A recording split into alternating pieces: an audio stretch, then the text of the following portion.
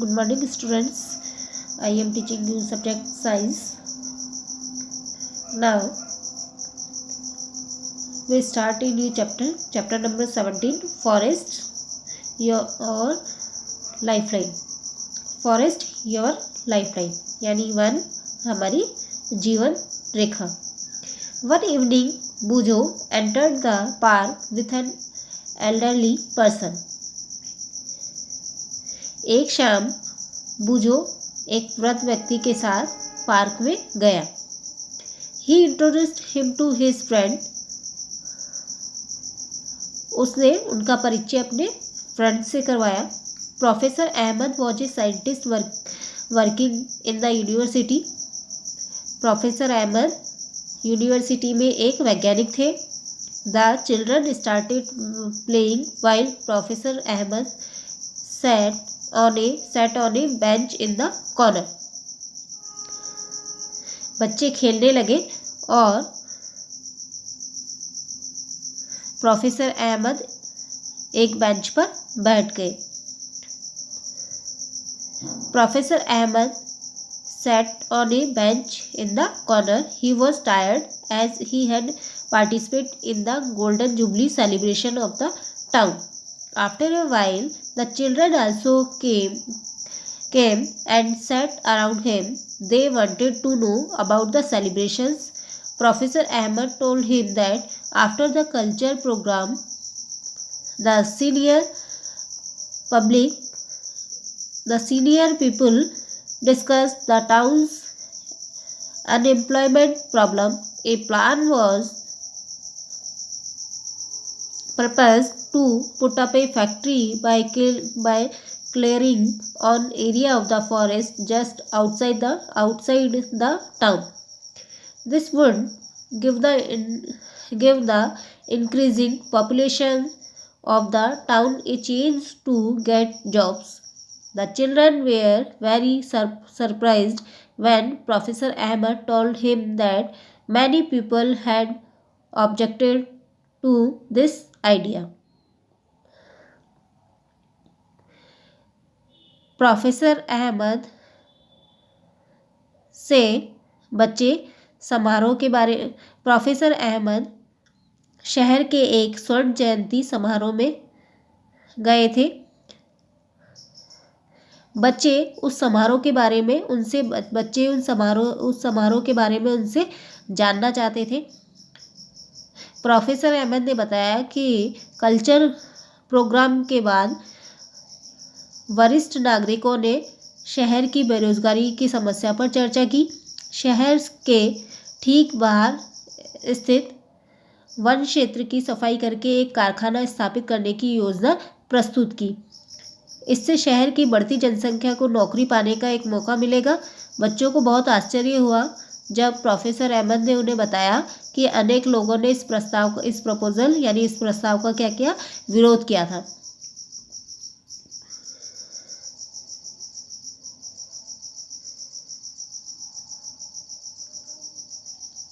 This is because the forest serve as green lungs and water purifying system in nature, Professor Ahmed explained.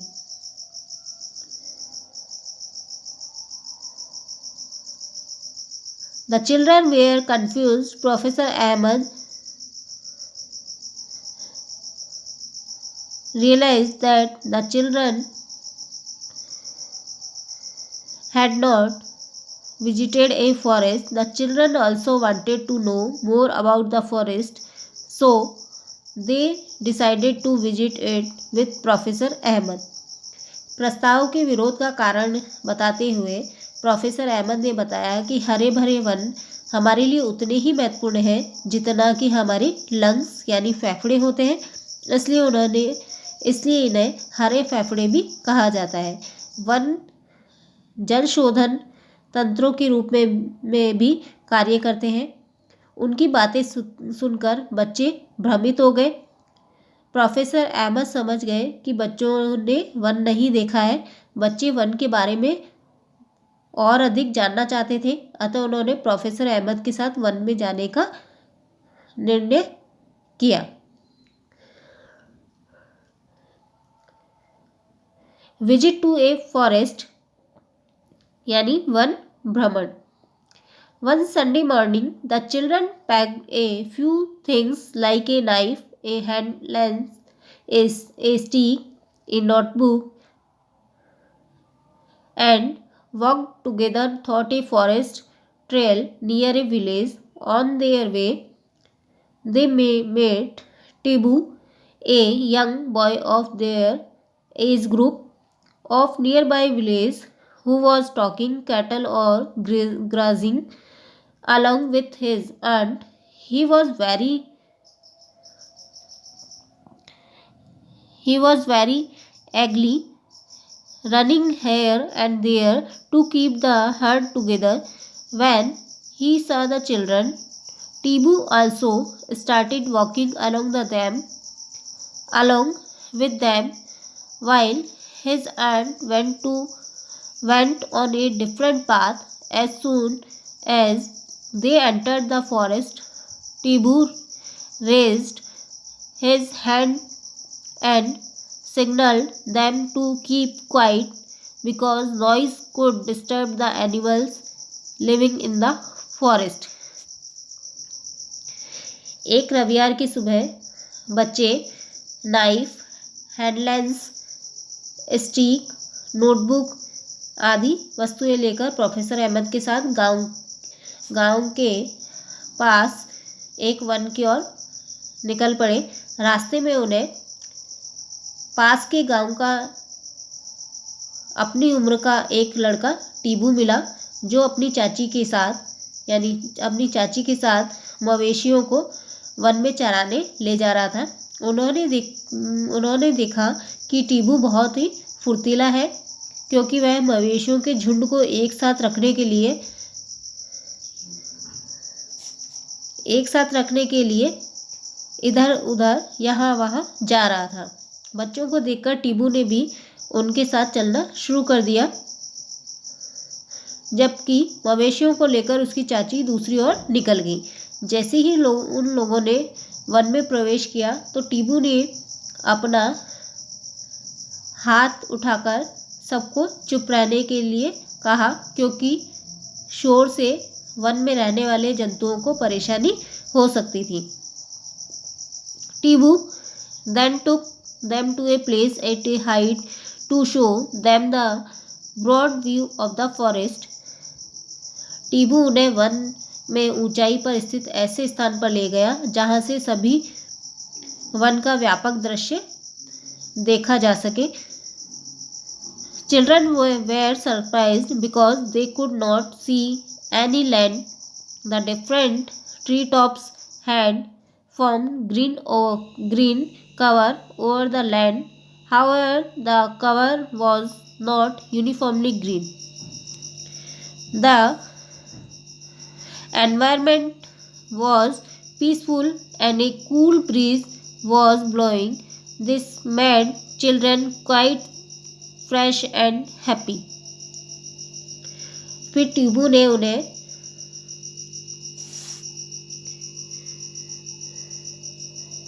ऊंचाई पर स्थित ऐसे स्थान पर ले गया। फिर टीबू उन्हें वन में स्थित ऊंचाई वाले स्थान पर ले गया जहां से सभी वन का व्यापक दृश्य देख सके।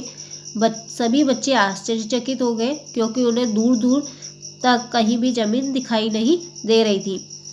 विभिन्न वृक्षों के शिखरों ने भूमि के ऊपर हरा आवरण सा बना दिया था। यद्यपि आवरण समान रूप से हरा नहीं था, वहाँ का वातावरण शांत था और ठंडी हवा मंद गति से बह रही थी। इससे बच्चे काफ़ी प्रसन्न हो गए। While coming down, they got excited on hearing a sudden sound of birds and some noise from the top branches of the trees. नीचे आते समय बच्चे अचानक पक्षियों के चहचहाट और वृक्षों की ऊंची ऊंची शाखाओं की ओर से कुछ विशिष्ट साउंड्स यानी ध्वनि का शोर सुनकर उत्तेजित हो गए। Tibu told them to relax since it was a normal phenomena here Tibu ने उन्हें शांत रहने को कहा क्योंकि यह वहां की सामान्य घटना थी। Because of the children presence, some monkeys had climbed higher up on the trees where they disturbed the birds. Animals often give this type of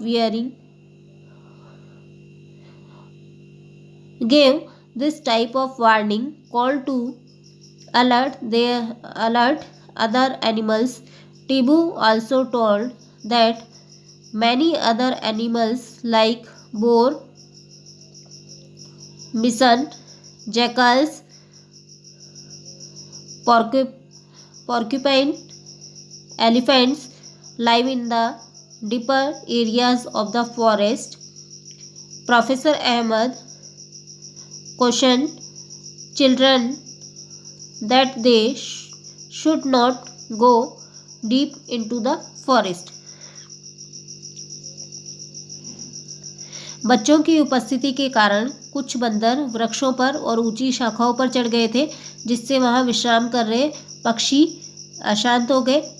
जंतु अक्सर अन्य जंतुओं को सचेत रहने के लिए विशिष्ट प्रकार की ध्वनि करके चेतावनी देते हैं। टीबू ने यह भी बताया कि शूकर, गौर, गीदड़, हाथी जैसे जंतु वन के अधिक सघन क्षेत्रों में रहते हैं। प्रोफेसर अहमद ने बच्चों को सावधान किया कि उन्हें वन के अधिक सघन क्षेत्रों में नहीं जाना चाहिए। बूजो एंड पहेली remembered that they have studied about forest as an example of a habitat in class 6. They could see now how the forest provides a home for many animals and plants. बूजो और पहली को याद आया कि कक्षा 6 में वनों को आवासों के रूप में पढ़ा था। अब वे स्वयं देख रहे थे कि वन किस प्रकार अनेक जंतुओं और पादपों के लिए आश्रय या आवास प्रदान करते हैं।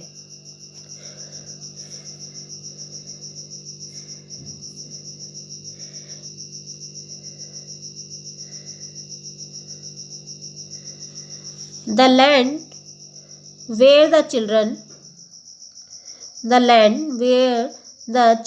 were walking was uneven and covered with many trees. Tibu helped them to identify sal, teak, सेमल, शीशम, नीम, पलाश, फिगर, काहिर, आंवला, bamboo,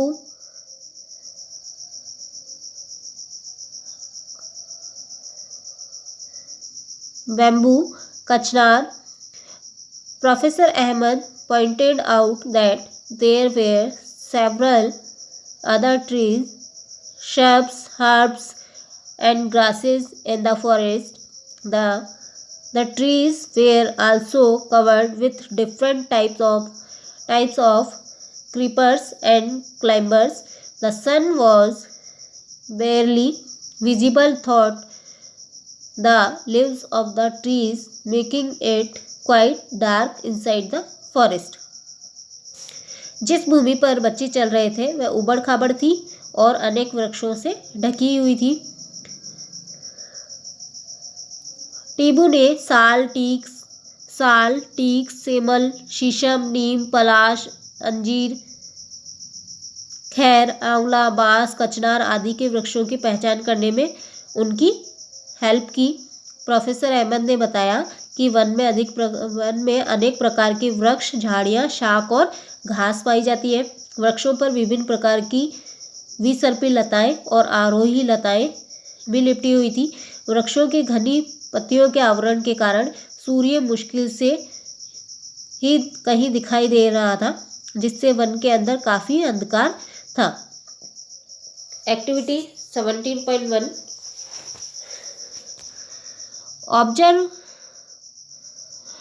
Observe the various things in your home and make a list of those which are made from material which may have been obtained from the forest. अपने घर की विभिन्न वस्तुओं को ध्यान से देखकर उन वस्तुओं की सूची बनाओ जो ऐसी सामग्री से बनाई गई हो जिन्हें वनों से प्राप्त किया जाता हो. Your might have many wooden items on your list like plywood, fuel wood, boxes, paper, matchsticks and furniture. आपकी सूची में लकड़ी से बनी अनेक वस्तुएं जैसे प्लाईवुड, ईंधन की लकड़ी, बक्सा, कागज, माचिस की तीलियां और फर्नीचर हो सकते हैं. Do you know that gum, oils, spices, fodder for animals and medicinal plants are also some of the products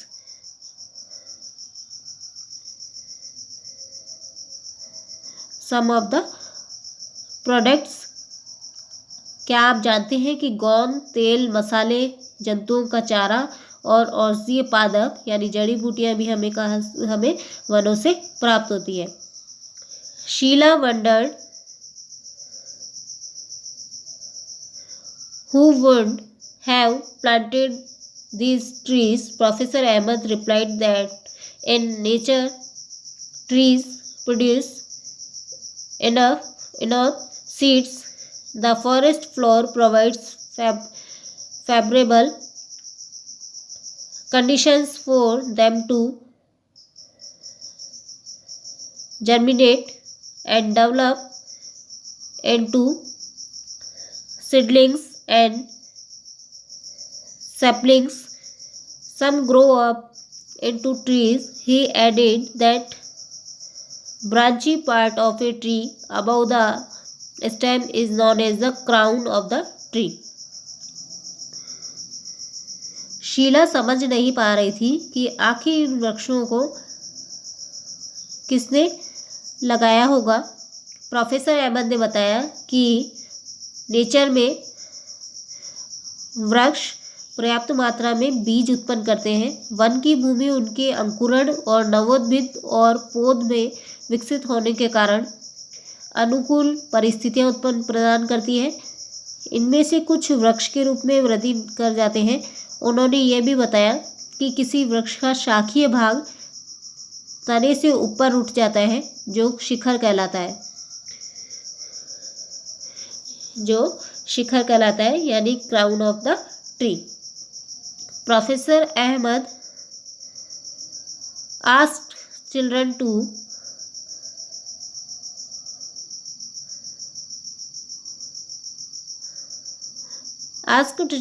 to look up and observe how the branches of the tall trees look like a roof over the other plants in the forest.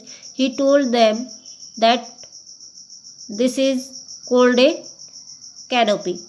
Professor Ahmad ने बच्चों से ऊपर की ओर देखकर यह note करने को कहा कि वन में ऊंचे वृक्षों की शाखाएं किस प्रकार कम ऊंचाई के वृक्षों के ऊपर छत की तरह दिखाई देती है. उन्होंने बताया कि ये वितान यानी कैनोपी कहलाता है.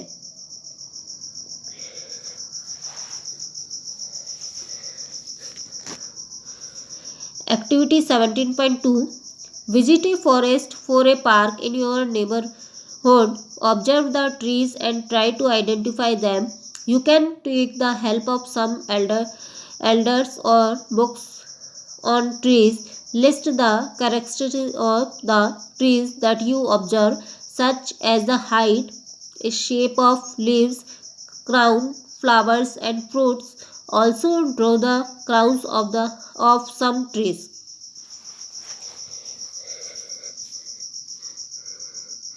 अपने आसपास के किसी वन अथवा उद्यान में जाइए, वृक्षों को देखिए और उनको जानने का प्रयास कीजिए. इस कार्य में आप अपने बुजुर्गों, अध्यापक या पुस्तकों की सहायता ले सकते हैं. जिन वृक्षों को आप देखें उनकी विशेषता जैसे लंबाई, पत्तियों का आकार, शिखर, पुष्प और फलों को सूचीबद्ध कीजिए. कुछ वृक्षों के शिखर के चित्र भी बनाइए। Professor Ahmad pointed out that trees had crowns of different types and sides. These had created different horizontal layers in the forest. These are known as understories, clunt and tall trees constituted the top layer, followed by shrubs and tall grasses and herbs from the lowest layer. Would we see similar kind of the trees in every forest? Asked Bujo. Climate, Professor Ahmed said, no. Due to different climate conditions, there are variations in the types of trees and other plants. The types of animals also differ from forest to forest.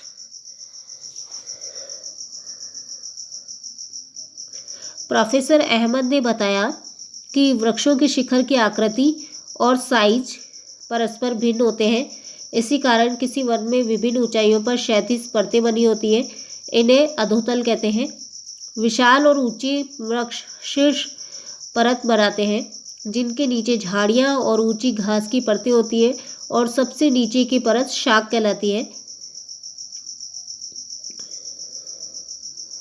क्या सभी वनों में वृक्ष समान प्रकार के होते हैं? बुजो ने पूछा। प्रोफेसर अहमद ने कहा, नहीं, विभिन्न जलवायवीय परिस्थितियों के कारण वृक्षों और अन्य प्रकार के पादपों की किस्मों में विभिन्नताएं पाई जाती हैं। जंतुओं के प्रकार भी विभिन्न वनों में भिन्न होते हैं।